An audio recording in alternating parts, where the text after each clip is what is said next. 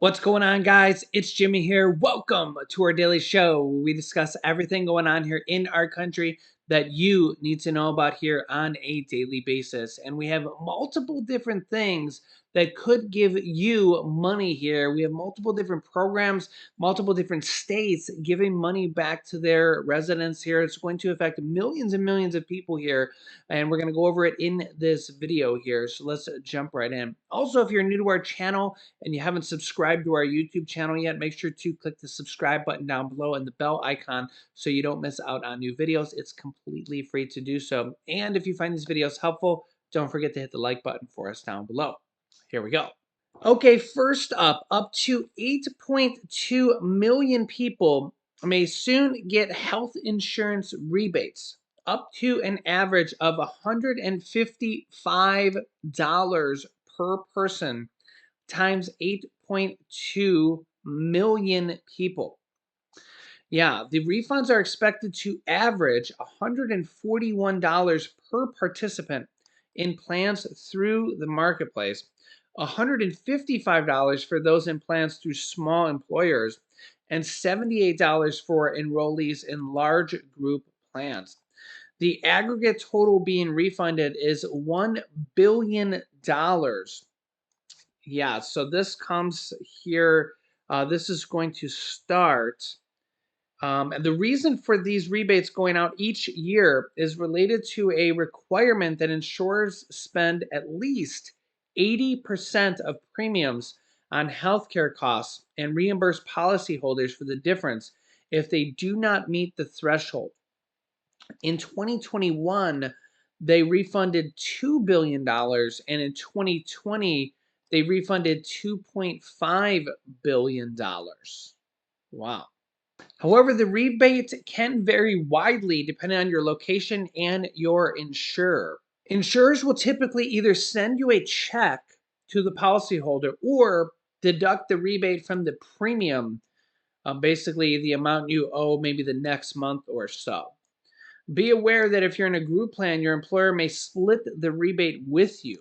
The state of Virginia is going to be getting stimulus checks tax rebates of up to $250 per person or $500 per married couples. Here is how it works. If you owed income taxes to the state of Virginia for 2021, some of that money might be coming back this fall. As part of a bipartisan tax rebate plan approved this year, the state government is preparing to send out payments of up to $250 per tax filers or up to $500 per couples who filed jointly. Yeah, pretty cool. The payments won't be quite as big as what Governor Glenn Youngkin suggested in the tax cutting plan he campaigned on last year, but the governor has touted the roughly $1 billion rebate initiative as the largest tax rebate in the history of Virginia. So you can't complain about that if it's the largest tax rebate, stimulus check, whatever you want to call it, right? The rebate plan didn't get as much attention as more politically contentious tax proposals, like suspending the gas tax, partly because it had broad support and little drama. Before handing power over to Youngkin, the former governor, Ralph Northam, included a plan for a one-time rebate funded with surplus revenues in his final budget proposal. So, to be eligible for the payments, you had to file a state tax return for 2021 showing you still owed the state money after factoring in all deduction and credits. If you had a state liability of less than $250, your rebate will be smaller, covering what is actually owed by the state liability. In other words, if you owed $100 to the state, your check will be $100. They're basically going to give it back to you, which is pretty cool. Virginia actually apparently did this back in 2019 as well. The state sent out roughly 2.5 million checks of up to $110 per filer. This will be up to $250 per filer, so definitely almost 2.5 times more money this time around, and $500 per married couple. This time it'll be almost up to 3 million people getting the checks this time around. Next up, the state of North Carolina. Lawmakers considering $200 per person gas tax rebate. So this could be a $400 for married couples. You can see here for the state of North Carolina. The proposal would use the state budget surplus to fund the $1.3 billion plan. Checks would be mailed out in the fall and given to every state resident over the age of 18 who has a valid North Carolina's driver's license. Also, I just noticed this headline here: North Carolina County putting AR-15 rifles in schools as security measure. Let me know your thoughts on this. Here's the details on this. It says that they will now have AR-15 rifles as part of new security measures approved for the new academic year.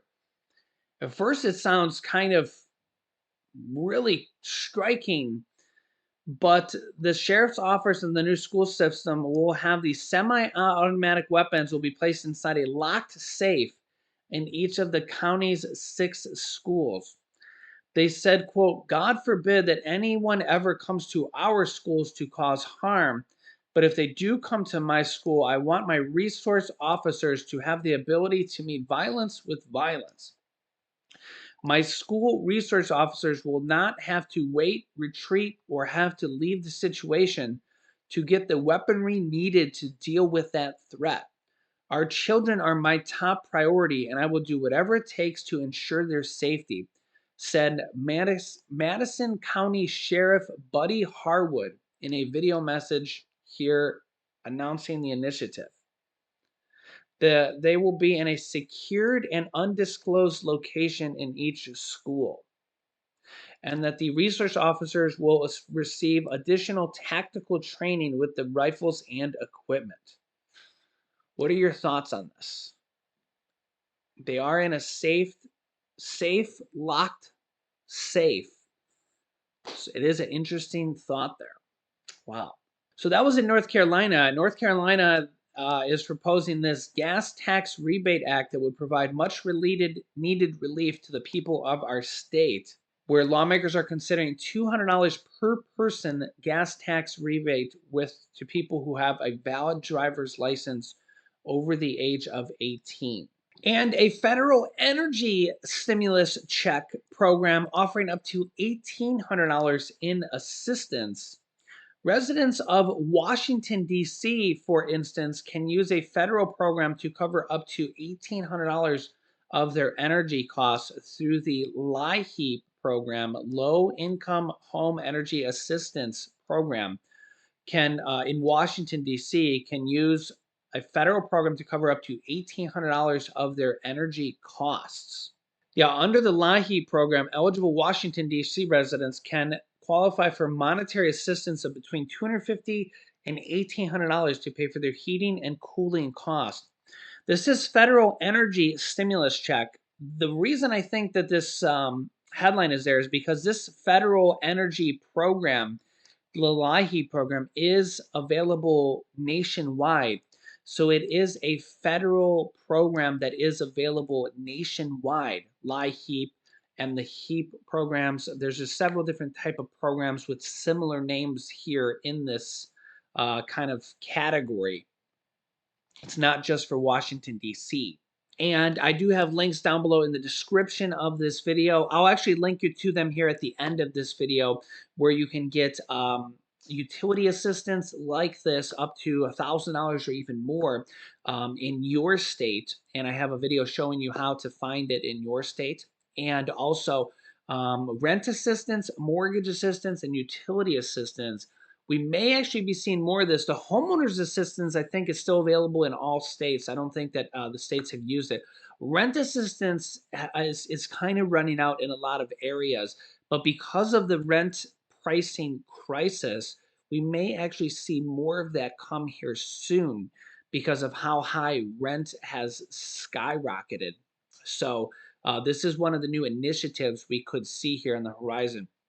We actually have a lot of different programs here that are going to be that are in the works right now here. So you see all these different things here. We have a lot more to cover here. If you watch my show here on a daily basis, I'm going to keep you up to date here with a lot of different things here going on here, really, as all this stuff comes in, because there's probably going to be a snap increase. I think it's hard to tell because I'm trying to predict the future here, but we have a big snap energy food assistance energy conference coming here next month. Okay, so the hope and the thought is that they're going to revamp the program, maybe increase SNAP food assistance benefits, maybe make more people eligible, maybe increase the benefits for people there as well. There's over 40 million people that are on food stamps, SNAP benefits. Okay, so that could be redone. We have the student loan payment program is going to set to start up again at the end of this month. August 31st is the last day where the student loans are set to to start up again. Okay, so remember, the average student loan payments are around $5,000 a year, and at some point those are going to have to start up again.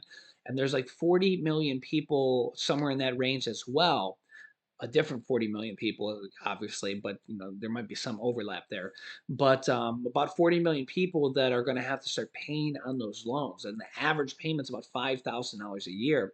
So at some point, those are going to have to kick in. Will the president extend the payment pause on that? We don't know. We're going to expect something here as well, an announcement on that, whether they continue the payment pause maybe until the end of the year, or maybe he does some student loan forgiveness on that. Maybe it's one or the other. Maybe it's both. We don't know. I'll keep you up to date here on that.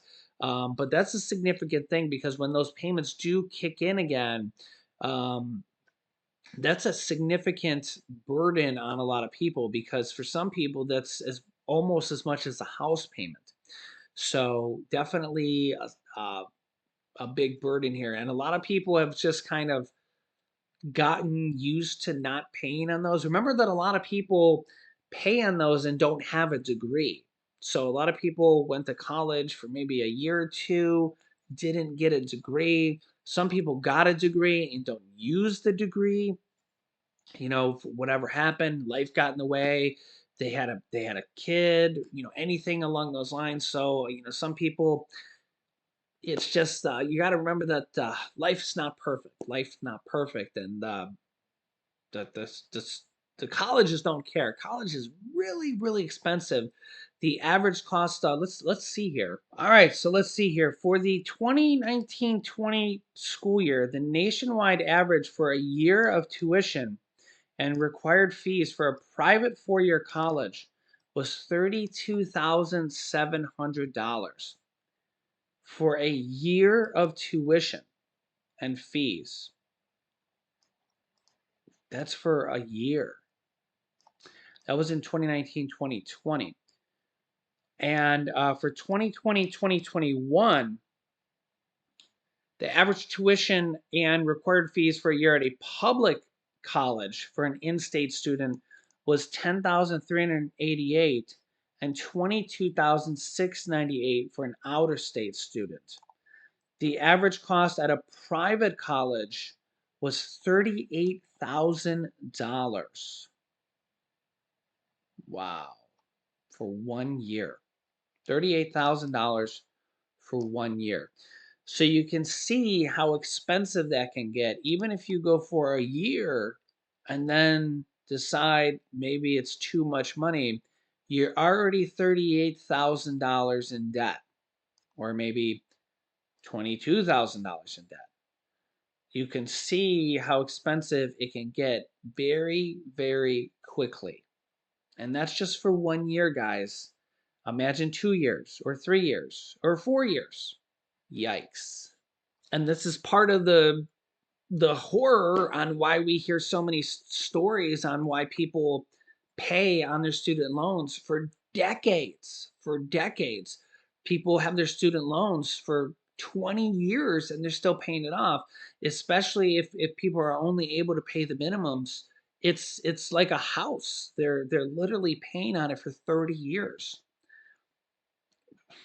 It's really a problem here today, and the problem is the college universities are almost similar to the pharmaceutical industries and the oil industries, where they're able to charge whatever they want.